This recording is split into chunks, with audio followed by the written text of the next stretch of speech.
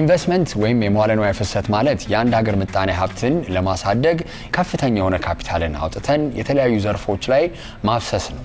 ይሄም ደግሞ እንግዲህ ካፒታሉ ሲወጣ የተለያዩ አይነት ትምህርት ቤቶችን፣ መሰረተ ልማቶችን እና በርካታ ዘርፍ ላይ አግሪካልቸር፣ ማኒፋክቸሪንግ ማንሳት እንችላለን። እነዚህ ላይ ከፍተኛ ካፒታል ወይም ወጪ አውጥቶ ትርፍን መሰብሰብ ነው። ኢንቨስትመንት ግን በሁለት ይከፈላል። አንደኛ አሁን እንዳነሳሁት ለትርፍ መቋቋም፣ ከዛ ጎን ለጎን ግን ያላቸው ሀገራዊ ጥቅሞችን ማንሳት። አሁን ለምሳሌ ስራ ዕድል ፈጠራ ሊሆን ይችላል፣ ከተማዎችንና ገጠር ከተማዎችን ማልማት፣ እነዚህ ነገሮችን ማንሳት። ግን የመጀመሪያው ዋናው ዓላማ ትርፍን ወይም ፕሮፊት ማርጂን የምንለው ነው። ሌላኛው አይነት ኢንቨስትመንት ግን ወይም ዛሬ በሃሽታግ ሽቀላ ማነሳው ኢምፓክት ኢንቨስትመንት ይባላል። ኢምፓክት ኢንቨስትመንት ማለት አንድ ድርጅት ተቋቁሞ ለትርፍ እየሰራ ባለበት ሂደት ላይ አንድ ማህበረሰባዊ ወይንም ንብረት ከማጎልበት ወይንም ንብረትን ከማሳደግ በዘለለ ያለውን ጥቅም ኢምፓክቱን ማህበረሰቡ ላይ ወይንም ክላይሜት የአየር ንብረት ላይ የተለያዩ አይነት አዎንታዊ ተጽዕኖዎችን መፍጠር የሚችል ኢንቨስትመንት ኢምፓክት ኢንቨስትመንት እንለዋለን። የኢምፓክት ኢንቨስትመንት እንግዲህ ምንድነው እንዴት ነው የሚለውን ወደ በኋላ ላይ አነሳዋለሁ። በዛሬው ሃሽታግ ሽቀላ እንግዲህ የግሎባል ስትሪንግ ግሩፕ በአዲስ አበባ ስካይላይት ሆቴል ያዘጋጀው የኢምፓክት ኢንቨስትመንት ላይ ኢትዮጵያ ምን ይመስላል፣ ያለውስ የብሔራዊ ፓርትነርሺፕ ወይም አጋርነት ስምምነቶችና መግባባቶች ምን ይመስላሉ የሚለውን እናያለን። ኢምፓክት ኢንቨስቲንግ በዓለም አቀፍ ደረጃ ስንመለከተው የተለያዩ አይነት በዓለም ሀገራት የሚቀመጡ ማህበረሰባዊ የምንበላቸው የአየር ንብረት ላይ ወይም ክላይሜት ላይ የሚቀመጡ ግቦች ወይም ዓላማዎች ይኖራሉ። እነዚህ ዓላማዎች ማህበረሰብን ከማሳደግ፣ ጤናማ የሆነ የአኗኗር ዘይቤን ከማጎልበት፣ አየር ንብረትን ደግሞ ጠብቀን ሰስቴናቢሊቲ ወይም ቀጣይነት ያለውን የምጣኔ ሀብት እድገትን ለማስተካከል ይታሰባል። ታዲያ ኢምፓክት ኢንቨስቲንግን ማን ነው የሚሰራው ደግሞ የሚለውን እስቲ እንመልከት። በተለያዩ ጊዜያት ኢትዮጵያም ላይ እንደሚደረገው ፋውንዴሽኖች ይኖራሉ ወይም ፊላንትሮፒ ወይም በጎ አድራጎት ድርጅቶች በዚህ ነው የተጀመረው። እነሱ የሚያደርጓቸውን ስራዎች ቀጥታ ከመርዳት ወይንም ለአንድ ሀገር ሄደው ይሄን ያህል ቢሊዮን ዶላር ይሄን ያህል ሚሊዮን ዶላር እርዳታ አድርገናል ከማለት ለምንድን ነው እስቲ ራሱ ሰስቴን ራሱን ይዞ መቀጠል የሚችል የኢንቨስትመንት ስርዓት ወይም የኢንቨስትመንት ፕሮጀክት ተቀርጾ ራሱ እየሰራ ማሄደው ሁሌ ለምንድን ነው በድጎማ ወይ በእርዳታ የሚካሄደው የሚለውን ነገር ይታሰባል። ታዲያ የስም አሰጣጡን ስንመለከት በእንደ አውሮፓውያን አቆጣጠር በ2007 የሮከርፌለር ፋውንዴሽን ኢምፓክት ኢንቨስቲንግ ይህንን ይመስላል ወይንም ቅርጾችን አስይዞ እነዚህ ስራዎች በኢምፓክት ኢንቨስቲንግ ውስጥ ይወድቃሉ ብሎ ያስቀመጠው። ምን አይነት ኢንቨስትመንቶች ናቸው ስንል እንግዲህ በስቶክ በቦንድ በተለያዩ አይነት መንገዶች እነዚህን ኢንቨስትመንቶች እነዚህ በጎ አድራጎት ድርጅቶችም ሊሆኑ ይችላሉ። አብዛኛውን ጊዜ ግን ተቋማዊ የሆኑ ኢንቨስተሮች ናቸው ወይንም ከፍተኛ የሚንቀሳቀስ ገንዘብ ያላቸው ድርጅቶች ናቸው መጥተው እንደ ኢትዮጵያ ያሉ እያደጉ ያሉ ሀገራት ላይ በመምጣት እነዚህን ኢንቨስትመንቶች የሚያደርጉት። ዋናው ቅድም እንዳልኩት እንግዲህ እነዚህ እያደጉ ያሉ ሀገራት ምጣኔ ሀብታቸውን በማሳደግ ብቻ ሳይሆን ከእርዳታ በተሻለ መንገድ የራሱን ገቢ ይዞ ሰስቴን የሚያደርግ ቀጣይነት ያለው ተጽዕኖ መፍጠር የሚችል የኢንቨስትመንት ፕሮጀክቶች ተቀርጸው ኢምፓክት ኢንቨስቲንግን ወደ ኢትዮጵያና አጎራባች ሀገራት ላይም የሚመጣው። ኢንቨስትመንትን ወይም የመዋለ ንዋይ ፍሰትን ስንመለከት መጀመሪያ ይዞ የተነሳው ዓላማ አለ። እሱ ምንድነው?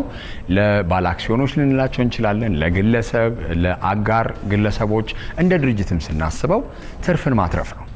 ኢንቨስትመንት ሲባልም እንደው የተለያዩ አይነት ነገሮችን ስናይ አንድ ድርጅት ያዋጣል ላያዋጣም እዚህ ሰርፍ ውስጥ ራሱ መግባት ይሄ ስራ ያዋጣኛል ላያዋጣኝም ብለው አስበው ነው ኢንቨስተር የምንላቸው ሰዎች ወይም ባለሀብቶች መጥተው ካፒታላቸውን አውጥተው ስራ መስራት የሚፈልጉት የሀገራዊ ጥቅሙንና ጎንዮሽ ይሄ ፖዚቲቭ ወይም አዎንታዊ ለውጦችን እንዳለ ሆነው ግን ዋናው ዓላማ ትርፍ ማትረፍ ነው።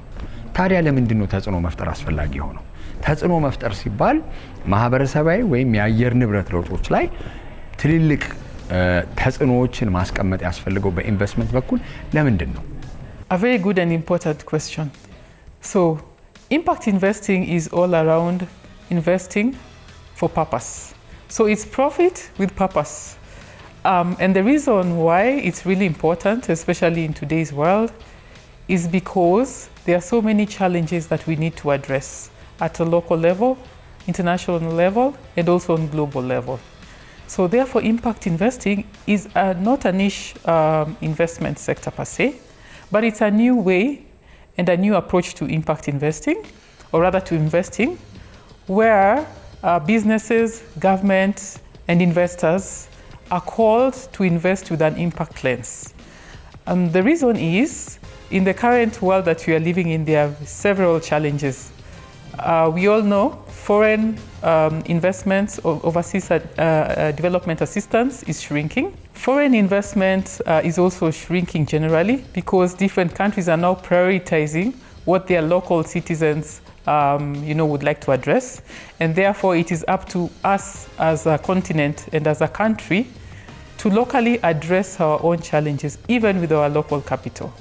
So besides the traditional approach, where especially we as Africans were very dependent on aid and foreign assistance, the new way of thinking is for us to see how can we look at the resources that we have around us and within our country to be able to address the problems either created by us or even created by other people before us. And also, of course, also thinking about the generations to come. What kind of world would we like to live for them? በዓለም አቀፍ ደረጃ እንግዲህ ስንመለከት ኢምፓክት ኢንቨስቲንግን ወይንም ተጽዕኖ መፍጠር ወይንም ተጽዕኖን መሰረት ያደረጉ ኢንቨስትመንቶች በተለያዩ አይነት ኮአሊሽኖች ወይንም ጥምር ኃይሎች ድርጅቶች ከአንድ ሀገር ወደ አንድ ሀገር በመሄድ የተለያዩ አይነት ብሔራዊ ፓርትነርሺፕስ ናሽናል ፓርትነርሺፕስ ይባላል እንደዚህ አይነት ነገሮችን በማድረግ ነው። ለምን የሀገር ውስጥ ያለ ፓርትነር ቢኖር አንደኛ የሀገር ውስጥ ችግሮችን ለመፍታት ወይንም ምንድናቸው ብሎ ራሱ አይደንቲፋይ አድርጎ ወይንም አውቀው ለመረዳዳትና ፕሮጀክቱን ለመቅረጽ ስለሚያመች ናሽናል ፓርትነርሺፖች ይደረጋሉ። ሆኖም ግን እንደዚህ አይነት ብሔራዊ ደረጃ ላይ ያሉ አጋርነቶችን ስምምነቶች ሲደረጉ ምን ላይ ትኩረት ይደረጋል የሚለውንም ነገር ነው ማየት ያለብን። የግሎባል ስቲሪንግ ግሩፕ አሁን ፎር ኢምፓክት ኢንቨስቲንግ ዛሬ ይህንን ዝግጅት ያዘጋጀው ኢትዮጵያ ውስጥ ሲመጡ ምን አይነት ነገሮችን አስበው ወይም ከምንስ አንጻር ተነስተው ነው የሚለውንም እንድንጠይቅ ያደርገናል። So the Global Steering Group, if I can just give you a bit of the history because I think it's really important. It was started in 2013 in the UK by the then G8 member countries. So fast forward, starting from 8 countries in 2013, today 12 years later, we have about 50 countries onboarded as formal national partners. I'm proud to say that at least 50% of those countries are in the emerging markets or so-called EMDE regions, which is emerging markets and developing economies. Now, we focus on, if I can say, 2 key priority areas. The first one is all around impact standards and the harmonization of those standards. As we know, there are requirements for reporting that are trickling down to our regions and our countries. Currently, it is voluntary, but very soon it's going to be mandatory. So we have to think about what that means for Africa and what that means for our respective countries. Secondly, and I think most importantly to me, is around the topic of mobilizing capital for the SMEs and MSMEs. Because we know as Africans, and more so Ethiopia is in a similar boat, we have the largest youth in terms of demographics. We have major unemployment challenges as well, and we need to address these issues. We have a very big informal economy, and we need to make sure that these people are also captured into the formal economy with time. How do we take care of them? How do we make sure, for example, that the funding that they require to grow their enterprises, to get into the formal system, is available for them? So we at GSG Impact actually look at moving capital at scale. Scale is really important because there are lots of initiatives going around, but relatively small, and also with the urgency. Most of the countries in Africa, I believe including Ethiopia, are working towards meeting the SDGs that were set by UNDP. We have 5 more years to go, and the gap is still very, very big. So we have to be very intentional to support our local ecosystems, our local entrepreneurs as well, and in the process also address several other challenges that they have. GSG ወይም የግሎባል ስቲሪንግ ግሩፕ ፎር ኢምፓክት ኢንቨስትመንት እንግዲህ የተለያዩ የአፍሪካ ሀገራት ኬንያን፣ ሳውዝ አፍሪካን ማንሳት እንችላለን እና ሌሎችም የአፍሪካ ሀገራት ላይ እንዲህ ተመሳሳይ ዛሬ ውይይት ወይም ንግግር የተጀመረበትን አይነት ፓርትነርሺፖች ወይም አጋርነትን መስርተዋል። ይሄም ታዲያ እንግዲህ አንዳንዴ እያደጉ ያሉ ሀገራት ወይም ምጣኔ ሀብቶችን ስንመለከት ተመሳሳይ ችግሮች ለችግሮቻቸው ደግሞ ተመሳሳይ መፍትሄዎች ይታያሉ። ከነዛስ ደግሞ ኤክስፒሪየንስ በምን አንፃር ወደዚያ መጥተው የተሻለ ውጤት ማምጣት ይችላሉ?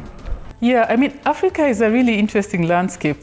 I think I'm lucky to actually work in the African region because a lot of the interest, from partners, from potential investors, is in Africa at the moment. They say emerging markets in developing economies, but largely it's in Africa.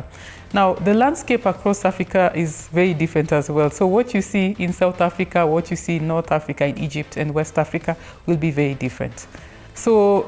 But to sum it up, generally, we see that the challenges are more or less the same.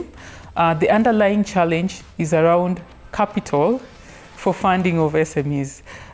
Going by some of the latest numbers, SMEs actually provide up to 80 to 85% of employment in some of the countries, for example, Ghana, and I believe the number would be higher in some of the other countries.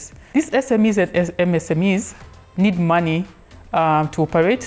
They need money to move them to the next level of SMEs, to be able to get the right ticket sizes, for example, to attract the right kind of capital, to attract the right kind of investors, to grow their businesses, to get into the formal economy, so that they can also pay taxes, and so that overall, the government and the economy also benefits from these businesses. So we need to get them into the formal economy as well. So what we have done in a number of countries is to pilot new financial mechanisms and new financial vehicles where we can be able to move capital at scale. This would look like, for example, what we call impact fund of funds. Especially, we can look at the example of Ghana, where they have set up a fund of funds that they called Chigaba. Chigaba is a $75 million fund of funds looking to raise especially local capital. Why local capital, you may ask? International or foreign capital comes with its own challenges, currency risks and other kind of risks as well. And therefore they are looking to mobilize capital, for example, from the local pension fund industry, which happens to be the largest local pool of capital. Now, just next door to Ghana, we have Nigeria that has a very ambitious project. It's called the Wholesale Impact Investing Fund, which is targeting to raise $1 billion with a first close of $100 million.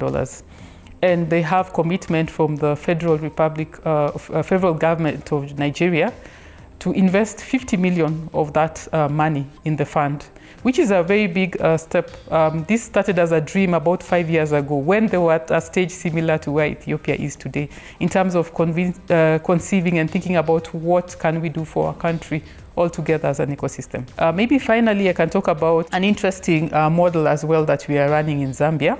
It's called the Small Business Growth Initiative. It's a $180 million structured finance facility, which is a credit guarantee facility. And they are actually looking to fund or to provide loans, especially for the agricultural sector. Affordable loans, that is. So this gives you a flavor of the kind of projects that we're running across Africa, and we intend to similar pilot, or maybe why not see new kinds of financial models coming from the Ethiopian market as well. So it's a really exciting time, and we look forward to discussing all together with the ecosystem on how we can address some of the challenges that we're seeing in the local ecosystem here. አጋር ድርጅቶችን ደግሞ ከተገኙ በኋላ ደግሞ አንድ እያደገች ያለች ሀገር እንደ ኢትዮጵያ የተለያዩ አይነት ዘርፎችን ቅድሚያ ይሰጣል። ፕራዮሪቲ ሴክተርስ የምንላቸው እነዚህ ፕራዮሪቲ ሴክተርስ ታዲያ ምንድነው? ቀድሞ ኢንቨስትመንት ቢያገኙ ወይንም እነዚህ ፕሮጀክቶች መዋለ ንዋይ ፍሰቱን ካፒታሉን ካገኙ የበለጠ ሀገሪቷን ሊጠቅሙ ይችላሉ። የተለያዩ አይነት የምጣኔ ሀብት እድገትና ልማቶችን በደንብ ሊያግዙ ይችላሉ። ውጤታማ መሆን ይችላሉ የሚባሉ ዘርፎች ይኖራሉ። እኛ ጋር ብናነሳውን እንግዲህ ጤናን፣ ግብርናን ከቅርብ ጊዜ ወዲህ ደግሞ ማኒፋክቸሪንግን በጣም ለማገዝ እየሞከርን ስለሆነ ከማኒፋክቸሪንግንም እነዚህን ዘርፎች ቅድሚያ ሰጥተው ሊሰራ ይችላል። ኢትዮጵያ ላይ ደግሞ እንግዲህ የትኛው ዘርፍ ላይ ጂኤስጂ መተው የተ አይነት ዘርፎች ላይ እንሰራለን እነዚህን ዘርፎች ከምን መልኩ ማሳደግ ይቻላል ብሎ አልመዋል። So it's really exciting. As I said, we've been here a couple of times before. We've actually had about 2 attempts before to set up this local national partner for impact investing in Ethiopia. But they didn't quite gain momentum. So we are really excited that this, is the formal start and formal invite or call to the entire ecosystem for us to come together and to deliberate. This is a locally led initiative. We really stress on that. We only lead in terms of the provision of tools, models, examples that we see from around the world that we have seen work. So we are convening the ecosystem as a start. One, for them to put their hands up and say, yes, they want to be part of this impact investing task force. And then secondly, for us to start those discussions, and some of them will be difficult and hard. We need the government, for example, to come on board. We need to discuss about the policies and the laws that are either favorable or unfavorable towards impact investing. And therefore, what do we need to do together? What laws do we need to change, for example? We need the private sector to commit to impact investing as well, because we know that public money will never be enough. And therefore, we need the private sector to come on board. We need other partners, development partners, to come on board and support our efforts. So, and I think the most important thing as the task force will be for them to come together and pick maybe 1 or 2 priorities of things that they can only do together, that they would probably never be able to do in their silos, and then work on it. And we are very excited because hopefully 4 or 5 years down the line, we'll be having a different story. We'll have the narrative of Ethiopia for the rest of the world to see, because there's already so much happening actually in terms of impact investing. It's just the narrative and the framing that we need to get right. So today is the start of a very exciting journey. We'll be back here maybe February or March, Q1 of 2026, to progress this conversation and maybe, if things go well, formally launch the National Partner for Impact Investing in Ethiopia. እንደ ኢትዮጵያ ያሉ ያደጉ ያሉ ሀገራት ምጣኔ ሀብታቸውን ለማሳደግ ኢንቨስትመንት በጣም እንደሚያስፈልጋቸው ሳይታለም የተፈታ ነገር ነው። ኢንቨስትመንት ግን ያስፈልጋል ሲባል በምን መልኩ? አንደኛው የግል ዘርፍ አለ፣ ከዛ ፒፒፒ ምንለው ወይንም መንግስትና የግል ዘርፍ አንድ ላይ በመሆን እና የተለያዩ አይነት ደግሞ የውጭ ሀገር በጎ አድራጎት ድርጅቶች በመምጣት የተለያዩ መሰረተ ልማቶችን መስራት፣ ዘርፎችን ማሳደግ፣ ማኒፋክቸሪንግን፣ ግብርና ላይ የተለያዩ የኢንቨስትመንት ፕሮጀክቶችን ቀርጾ መስራት የተለመደ አሰራር ነው። ለየት ያለው ግን ዛሬም እያነሳን ያለነው ኢምፓክት ኢንቨስቲንግን ስናነሳ ግን ለየት ያለ ኢንቫይሮንመንት ወይንም ሁኔታም ሊፈልግ ይችላል። እንደ መጀመሪያ ጥያቄ ኢትዮጵያ ለኢምፓክት ኢንቨስቲንግ ራሱ ኮንዱሲቭ ነው ወይ አመቺ ነው ወይ ያለን የኢንቨስትመንት ህጎች እንችላለን ፖሊሲው ላንድስኬፑ ራሱ ምን ይመስላል? ኢትዮጵያ በአስደናቂ ሁኔታ ተለዋዋጭ የሆነ ነገር ግን በትክክል ያልተገለጸ ወይም እዛ ጋር ዲስክራይብ ያልተደረገ የተጽዕኖ ኢንቨስትመንት ምህዳር አላት።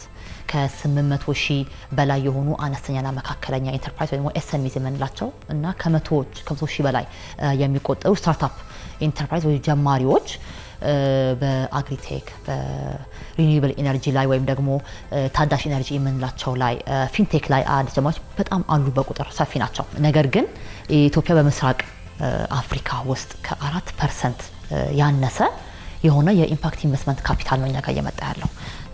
አብዛኛው ፋይናንስ ከልማት ፋይናንስ መስሪያ ቤቶች የሚወጡ ሲሆን ነገር ግን ከኮሜርሻል የሆኑ ወይም ደግሞ ከገበያ ጋር የሚመካከሉ የሆኑ ኢንቨስትመንት ሲነጻጸር በጣም አነስተኛ እየመጣ ያለው ማለት ነው። እንደ አንድ ሀገር እንግዲህ ኢትዮጵያ የተለያዩ አይነት የኢንቨስትመንት ዘርፎች ቢኖራትም ኢምፓክት ኢንቨስቲንግን ግን ወደ ሀገር ውስጥ እናምጣና ከተለያዩ የውጭ ሀገራት በተለያዩ የግል ኢንስቲትዩሽናል ልንላቸው እንችላለን ተቋማዊ ማለት ነው ከመንግስታት ጋር ስምምነት ተደርጎ ተጽዕኖን መሰረት ያደረገ ኢንቨስትመንት ሊጀመር ራሱ ሲል ቅድም ያነሳው ጥያቄ መጀመሪያው ጥያቄ ሲሆን አሁን ደግሞ ባለው ሁኔታ ምን አይነት ችግሮች ሊያጋጥሙ ይችላሉ ነው። ችግሮች ስንል እንግዲህ የህግ ማዕቀፍን ልናነሳ እንችላለን፣ እውቀትን ወይንም የተማረ ሰው ኃይል ልናነሳ እንችላለን። ሀገር ውስጥ ያሉ ችግሮች ብቻ ሳይሆን ደግሞ በዓለም አቀፍ ደረጃ ያሉንም ሃርድሎች ወይም ቻሌንጆችን ሊያሳየንም ይችላል። ኦነስትሊ ስፒኪንግ ትልቁ ችግራችን የሀሳብ ወይም ደግሞ የስራ ፈጣሪዎች ኢንተርፕረነርስ እጥረት አይደለም። ኢን ሪያሊቲ ማለት ነው የሚጎድለው ወይም ደግሞ ሚሲንግ ሚድል የምንላቸው እነዚህ ስሞል ኤንድ ሚዲየም ኢንተርፕራይዞች ያለ መታየት ችግር ነው። እኛ ያው አንኛ በመናምር ማለት ነው እነሱም እድል ለማግኘት አሁን ኢትዮጵያ ውስጥ ቀደም ያልኩት ከ800 ሺህ በላይ የሚሆኑ ስሞል ኤንድ ሚዲየም ኢንተርፕራይዞች አሉ። ነገር ግን ብድር አክሰስ ማድረግ አይችሉም፣ ካፒታል ማለት ነው። ለምን ስለኝ ጊዜ ያው ባንኮች ኮላተራል ይጠይቃሉ፣ ንብረት ተፈላጊነት ያስፈልጋል፣ ባክግራውንድ ሂስትሪ የላቸውም። ካምፓኒያቸውን ደግሞ በትክክል ቫልዩ ማድረግ የካምፓኒ ቫሉዌሽን አክቹሊ ይሄ ነው የማለት ትልቅ ተግዳሮት ይንጸባረቅባቸዋልና ይሄንን ደግሞ ከፍተኛ የካፒታል ወጪ እንዳልኩት ቅድም ስታርታፖች ላይ ደግሞ በጣም ኢንቨስት የሚያደርጉ ከፕራይቬት ሴክተር ካፒታል ላይ አደገኛ ጉለት አለና እነዚህን ለማህበራዊ ኢንተርፕራይዝ ወይም ደግሞ ለስታርታፖች የሚሆኑ ምን አይነት ሊጋል ፍሬምወርክ አለ? አሁን የስታርታፕ ፕሮክላሜሽኑ ያው እንግዲህ መጥቷል እስኪተገበር ድረስ these are some of the issues እነሱ ያው ፌስ የሚያደርጓቸው አንድ ሀገር ላይ የተለያዩ አይነት በመጠነ ሰፊ የሆኑ የኢንቨስትመንት ፕሮጀክቶች ሲቀረጹ ሲሚንቶን ማንሳት እንችላለን እኛ ሀገር ላይ ነዳጅን እና በርካታ ትልልቅ ፕሮጀክቶች የምንላቸው አሉ። እነዛ ፕሮጀክቶች ግን እንደው በምንም ተአምር ከመንግስት ድጋፍ ውጭ ወይንም መንግስት ካስቀመጣቸው የህግ ማዕቀፍ ልን እንችላለን ድንጋጌዎች የተለያዩ አይነት ከቀረጥ ነፃ ጥቅማ ጥቅሞችን የግብር ሄቨን ወይም ታክስ ሄቨኖች የምንላቸው እነዚህ ነገሮች ከሌሉ አብዛኛውን ጊዜ ቀጥተኛ የሆነ የውጭ ኢንቨስትመንት ውጤታማ ሊሆንም አይችልም። አንድ ደግሞ ድርጅት ትርፋማ ካልሆነ ወደ አንድ የኢንቨስትመንት መዳረሻ ሀገር ተመልሶ የመምጣት እድሉ በጣም ይቀንሳል። ስለዚህ የመንግስት ፖሊሲ አቀራረጽም ልንል እንችላለን የህግ ስርዓቱን ማስተካከል በጣም አስፈላጊ ነው። አይ ቲንክ መንግስት በጣም ማዕከላዊ የሆነ ወይም ተጽዕኖዊ ያለው ሚና አለው ብዬ አምናለሁ። ሆነስትሊ ስፒኪንግ ከሬጉላቶሪ ወይም ደግሞ ህጋዊ ማዕቀፎች ጋር ቅድም እንዳልኩት በጣም ብዙ ሪፎርሞች ሲካሄዱ ነበረ። አሁን ደግሞ ሪሰንትሊ የስታርታፕ ፕሮክላሜሽኑ አፕሩቭ ተደርጓል። ያው ኢምፕሊሜንቴሽን ላይ ወይ ደግሞ ተግባር ላይ እስኪውል ድረስ ያሉ ነገሮች እንዳሉ ሆኖ አሁን ኢምፓክት ኢንቨስትመንት ራሱን ደግሞ የቻለ ሴፐሬት የሆነ ኮንቨርሴሽን ሞስት ኦፍ ደም ኢንቨስትመንትን ዲሪስክ እያደረገ እየገባ ያለ ኢንቨስትመንት እንደመሆኑ ያንን ነገር እንዴት መልሰን ማውጣት እንችላለን የሚል የብዙ ኢንቨስተሮች ጥያቄ ነው። ስለዚህ ይሄንን የሚያማክል የሆኑ ማህበራዊ ኢንተርፕራይዞችን ወይ ደግሞ ኢምፓክት ኢንቨስትመንት ደግሞ ጨምሮ ማለት ነው እንዴት አድርገው ነው ሊጋሊ እነሱ ሰፖርት ማድረግ የምንችለው የሚለው ነገር አንድ ማድረግ የሚቻልበት ነገር ነው። አዌርነስ ወይም ኖሌጅ ክሪኤሽን ማለት ነው ሰውን ማሳወቅ ስለ ኢምፓክት ኢንቨስትመንት ኢትስ ኖት ጀስት አባውት ቻሪቲ። ኢምፓክት ኢንቨስትመንት ማለት እንግዲህ ፋይናንስን ታሳቢ አድርጎ ለማህበራዊ ደግሞ ያለውን ጥቅም ሁለቱንም አንድ ላይ ያጣመረ እንደመሆኑ ኢንተርፕራይዞችም ፕራይቬት ሴክተሩም ኤስኤምኢዎችም ማለት ነው ያንን ፋይናንስ አክሰስ ለማድረግ ሲሞክሩ ጊዜ አይዲያውን በትክክል ተረድተውት መግባት አለባቸው። ሶ ኢንቨስተሮች ገንዘብ ሲሰጡ ጊዜ it's a financial and what ያው ማህበራዊ ሪተርን በተመለከተ መንግስት ይሄ ሚና መጫወት ይችላል። ሶስተኛ ደግሞ አይ ቲንክ የገበያ መሰረትን ባረገ ማበረታቻዎችን በኢንቨስትመንቶችን ዙሪያ ቢያረጉ ለባለ ሀብቱ የግብር እፎይታን የመሳሰሉ ነገሮችን ኮንሲደር ቢደረግ ጥሩ ይመስለኛል። ጂኤስጂ አፍሪካ ውስጥ ካሉ ሀገራት እንግዲህ እንደመዳረሻ የኢንቨስትመንት ነጥብ ኢትዮጵያን መርጠው የተለያዩ አይነት ኮንቨርሴሽኖች የተለያዩ አይነት ውይይቶችና ስብሰባዎች እየተካሄዱ ነው።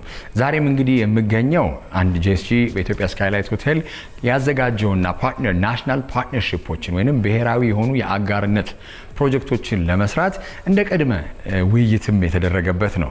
ታዲያ ይሄን አይነት ስምምነቶች ሲደረጉ ወይንም የግሎባል ስቲሪንግ ግሩፕ ፎር ኢምፓክት ኢንቨስቲንግ ኢትዮጵያ ውስጥ መጥቶ እንደዚህ አይነት ውይይቶች ከተደረጉ በኋላ አንድ ስምምነት ቢደረስ ሁለት ስምምነት ቢደረስ በምን መልኩ የኢምፓክት ኢንቨስትመንቱን ላንድስኬፕ እንችላለን ወይ ሁኔታዎችን ማጠናከር ማረጋገጥ ውጤታማነቱንም ደግሞ የበለጠ መጨመር ይቻላል? ከጂኤስጂ ጋር ያለንን ፓርትነርሺፕ ወይም ደግሞ ግንኙነት ማጠናከሩ ኢትዮጵያን ስፔሻሊ በከፍተኛ ተጽዕኖ ወይም ደግሞ ግሎባል ዓለም አቀፍ የሆኑ መድረኮች ላይ እንድንገባ አንደኛ ስቴፕ ይሆናል።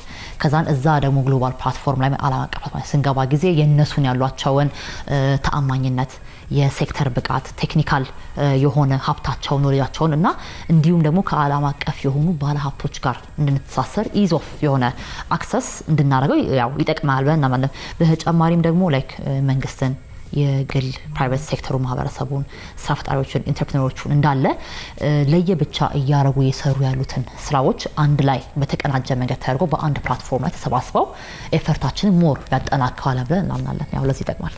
ጂኤስጂ በተለያዩ የአፍሪካ ሀገራት ኬንያን፣ ሳውት አፍሪካን፣ ዛምቢያን አንስቻለሁ ቅድም የተለያዩ አይነት የአፍሪካ ሀገራት ላይ እነዚህን ፕሮጀክቶች ሎንች በማድረግ ጥቃቅንና አነስተኛ ልንል እንችላለን ወይም ደግሞ መካከለኛ አነስተኛ የሆኑ ድርጅቶችን ወይም ኢንተርፕራይዞችን በማብቃት የተለያዩ ስራዎች ተሰርተዋል።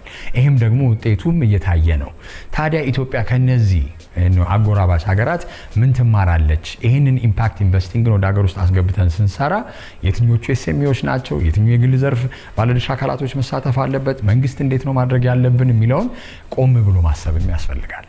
አሁን ኬንያ እንግዲህ ኢስት አፍሪካ ውስጥ ካሉ አገሮች ቶፕ ኢምፓክት ኢንቨስትመንት እየሄደባት ያለችው አገር ናት። ከ136 በላይ የሆኑ ኢምፓክት ፋንዶች እነሱ ጋር ያሉት ገንዘብ እነሱ ጋር ያለው ለምንድን ነው የሚለው ነገር ስታስብ ጊዜ መንግስት እነሱን አስፈላጊ የሆነ ሰፖርት በማድረግ ገንዘባቸውን ቅድም ያልኩትን ኢንቨስት ያደረገውን አስፈላጊው ነገር ላይ ውሎ እንዲወጣ ሰፖርት ማድረጋቸው አፍሪካ ላይ ለምሳሌ የመጀመሪያዋ ቪዛ ኦን አራይቫል ያለ ሪኩዌስት እያደረገች ያለች አገር ናት እና እነዚህ አሁን ለኛ ትልቅ ለመንግስትም ለኛም እንደ ሀገርም ትምህርት የሚሆነ ነገር ነው ሶ እነዚህ አሁን ስሞል ሚዲየም ኢንተርፕራይዝ የምንላቸው ማለት ነው በተሰማራ መንገድ እነሱን እያቀናጀን ወደ ፋንድ ኢምፓክት ፈንዶችን እንዴት አርገን ነው ቪዚቢሊቲ እንሰጣቸው የሚችለው ነገር ለኛ ኬንያ ጥሩ ትምህርት ሆናለች ደቡብ አፍሪካ ደግሞ እንደገና ለግሪን ኢነርጂ ወይ ደግሞ ግሪን ፋንድ ላይ ፎከስ ያደረጉ ነገሮች ላይ ትብብር ለመስራት በጣም አክቲቭሊ እየሰራች ያለች አታ ፖሊሲ ሌቭል ያወጡ እነሱን ኢንቨስትመንቶች ደግሞ ስፔሻሊ አቋቁማ ሰፖርት ለማድረግ ያለችበት ነገር ነው ስለዚህ አሁን እኛ እንዲሁም ባለፈው ሳምንት ሀፕን ያደረገው የአፍሪካ ክላይሜት ሳሚት ኢዝ አ ቬሪ ጉድ አንደኛ መስመር ቀዳጅ የምናደርገው ነገር ነው አሁን እሱን ደግሞ በፖሊሲ እና በፍሬምወርክ ፑሽ አድርገን ኢንቨስትመንቶቹ ምን ሊመስሉ ይችላሉ የሚለው ነገር ጥሩ ትምህርት ሊሆን ይችላል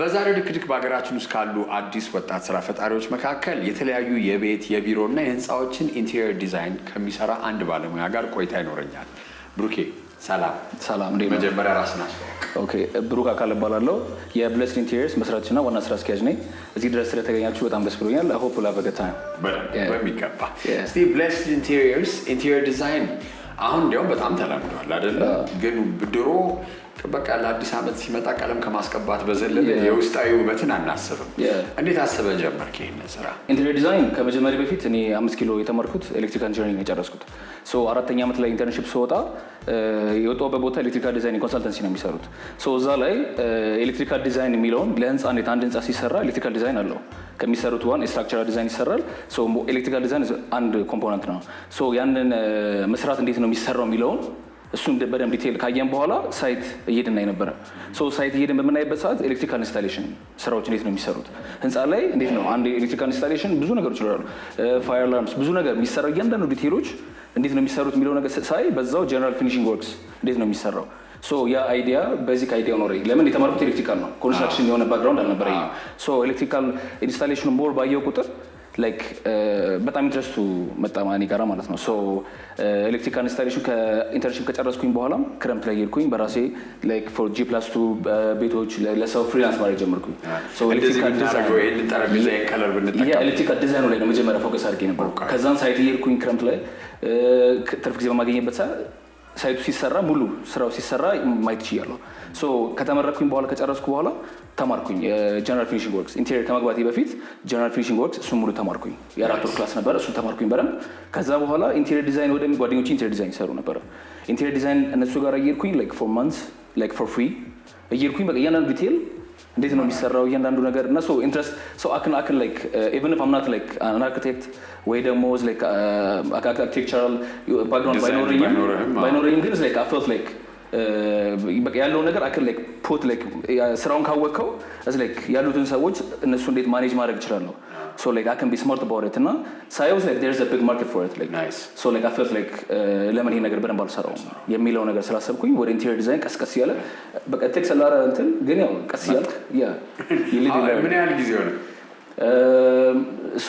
ከተመረኩኝ በኋላ ኦልሞስት አንድ አመት ከምናምን it's just ምንም ካምፓኒም አልነበረኝም ስራን በቃ just ምንድነው ትሬኒንግ ያ ብዙ ነገሮች አንደርስታንድ ማድረግ መቻል አለበት ስራዎቹ ላይ ኢቭን ላይክ አሁን ከአርኪቴክት ቀጥረህ ስታሰራ ማወቅ አለበት ብዙ ነገሮች ሶ እነሱ ነገሮች እንዴት ነው ላይክ ዲቴል ያሉትን ስራዎች እንዴት ነው ማወቅ ያለብኝ እንዴት ነው ኮሙኒኬት ማድረግ የምችለው ሶ ኤቭሪ ስቴፕ ያንን ነገር ፊገር አውት ማድረግ አለበት because ስራውን ሳታውቀው ከገባህበት which is አይሆንም ደግሞ ጥሩ የሆነ ዲዛይን አይመጣም አንተ ደስ ያለ አንተ ያልበላውን ለሰው አታበላም ይባላል አይ ነው አይገውታ እንደዛ ነው የሚሆነው እስቲ ቻሌንጆች ዋይዝ እንግዲህ አዳዲስ ነገሮች ሲጀምር ሁሌ የምጠይቀው ጥያቄ ስለሆነ ምን አይነት ችግሮች አጋጠሙ ቻሌንጁ በጣም እኔ አሁን ካሳለፍኳቸው ነገሮች አንፃር so when it comes to personal problems አሉ like personal challenge የሚያጋጥሙ አሉ like personally ስታየው እንዴት ነው like አሁን አንተ ስራውን ሳታውቀው መጀመሪያ እንዳልኩ like ሁሉ ነገሩን አውቀህ አይደለም የምትገባው ወደዛ ልትገባ ስትል ምን ያጋጥማል የሰራተኛ like አሁን ፈርኒቸር ስራዎችን ማወቅ አለብኝ so workshop ሄጄ like ለወራት ሰራ ነበር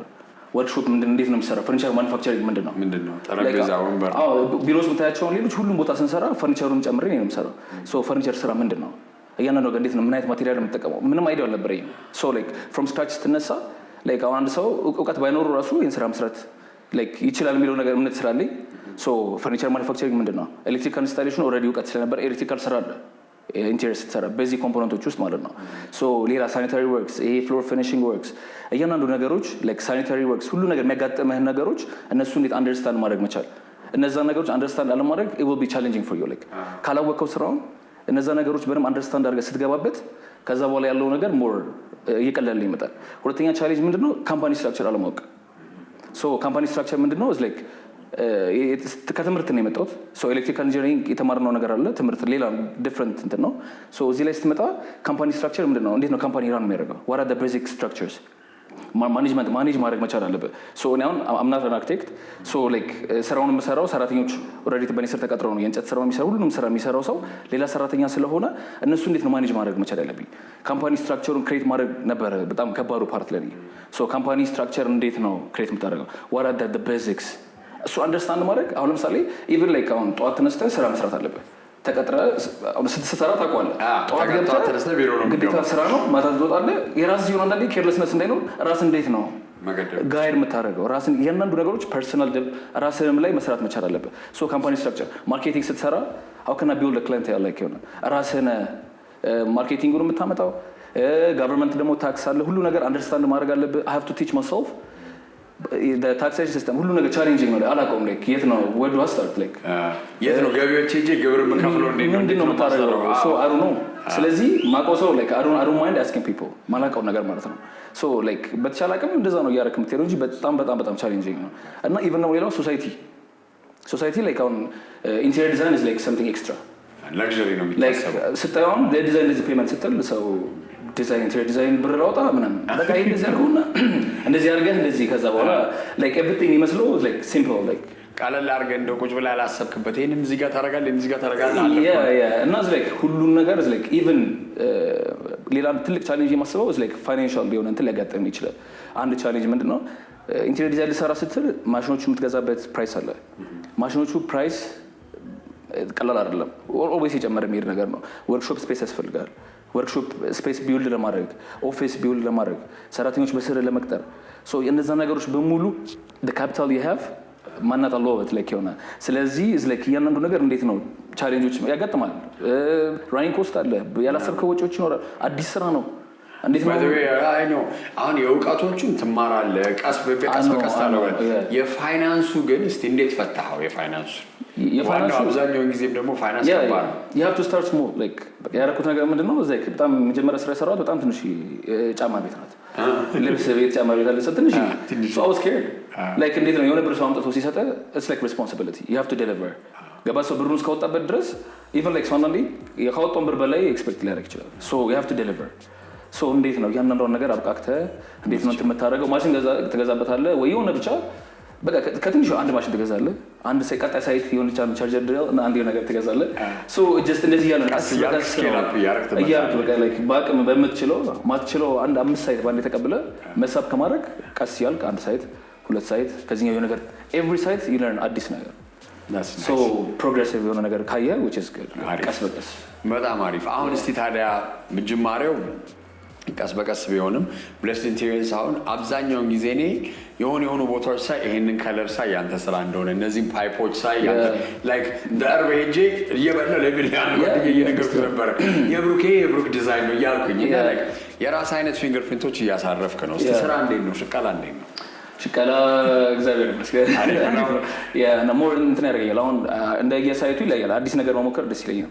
ሶ አንድ ሳይት ሰርተህ ወደ ሁለተኛው ስትሄድ I don't want it to be the same like it has to have something የሆነ ትንሽ አንድ በቃ like የሆነ at least የሆነ ክሬቲቪቲ ትንሽ ልትጨምርበት ይገባል። ሲቀጥል ደግሞ ያንተን የሚያስመስል የሆነ something የሆነ ነገር አሁን ለምሳሌ ካክተስ አሁን ብዙ ሊጠቀም ይችላል። ካክተስ ስታይ ካክተስ like እንትን ሊመጣ ምሮ ላይ የሆነ ነገር እንትን ሊያደርግ ይችላል።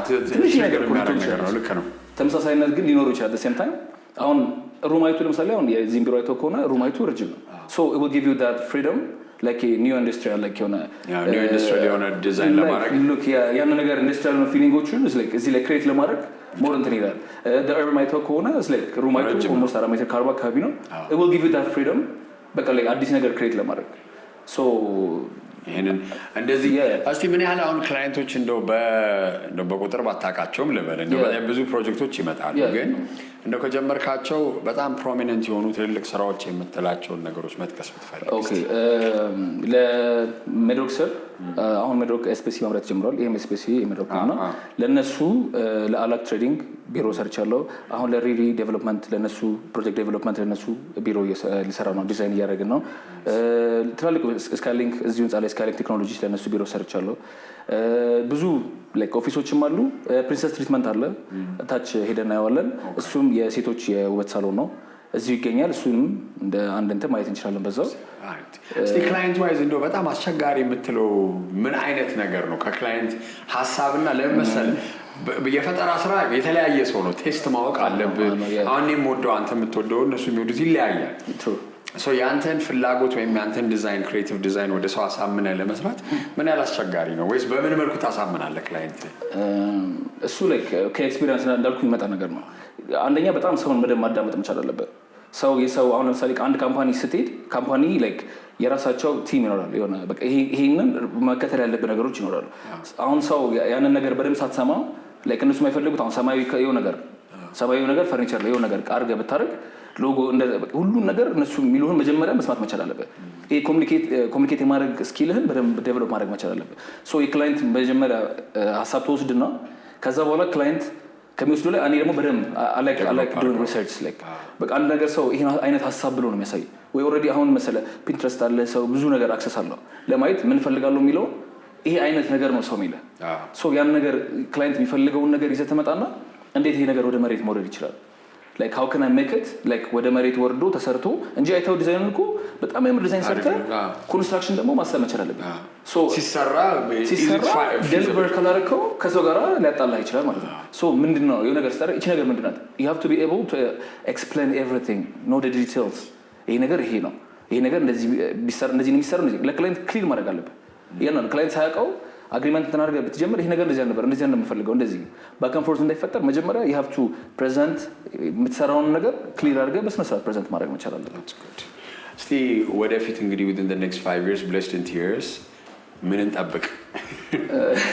የማኑፋክቸሪንግ ላይ በተወሰነ መንገድ ጀምራል። ከፈጣሪ ጋር እኔ የማስበው ፈርኒቸር ማኑፋክቸሪንግ በደንብ መግባት እፈልጋለሁ። a bigger workshop በደንብ ብዙ ሰራተኛ በደንብ ያንንም እንዳልኩ የሆነ ስቴፕ ወደ ስቴፕ ከፍ ስትል you need to understand ስራውን በደንብ ስኬሉ ከፍ ባለ ቁጥር አንድ ሳይት ባንዴ 5-6 ሳይት ስትሰራ እና አንድ ሳይት ስትሰራ it's different ስኬል አፕ ባለ ቁጥር በዛውም ልክ ሪስፖንሲቢሊቲ እና ያሉ የሚያስፈልግ ማሽን የሚያስፈልግ ሰራተኛ ሁሉ ማኔጅመንቱ እንዳልኩ ቅድም ማኔጅመንት it's the biggest በቃ ስራው ላይ የሚያስፈልግ ነገር በማስበው እነዛ ነገሮች ስኪሎች ዴቨሎፕ አድርጌ more I want to do more research I want to learn every day like በደንብ ያለኝን ስኪል በደንብ ዴቨሎፕ አድርጌ ላይክ ፈርኒቸር ማኑፋክቸሪንግ በደንብ እንትን አድርጌ በገባበት በጣም ደስ ይለኛል። ኢንቴሪየር ዲዛይኑ እንዳለው ነው። ኢንቴሪየር ዲዛይኑ አወና ቢት ባይስ ፈርኒቸሩ ግን እያየሁ ስለነበረ ቢሮ ባለፈውም ስናወራ የራስህ ፈርኒቸር ላይን ጀምር ባይ ነኝ አይደለ? እንግዲህ የራስህ ነገር ሲሆን ደግሞ ከዲዛይንም አንፃር ቀለል አድርገህ አዳፕቴሽን አድርገህ ፉል ሆሊስቲክ የሆነ አገልግሎት መስጠት ይቀላል ብዬ አምናለሁ። በጣም አሪፍ። እንግዲህ ብሩኬ ቢሮ ስለጋበዝከን በጣም እናመሰግናለን። ስራዎችንም በጣም አድናቂ ነኝ እኔም በፐርሰናል በርታለሁ። የዛሬው ሃሽታግ ሽቀላ ይሄን ይመስል ነበር። እስከሚቀጥለው ሳምንት መልካም ጊዜ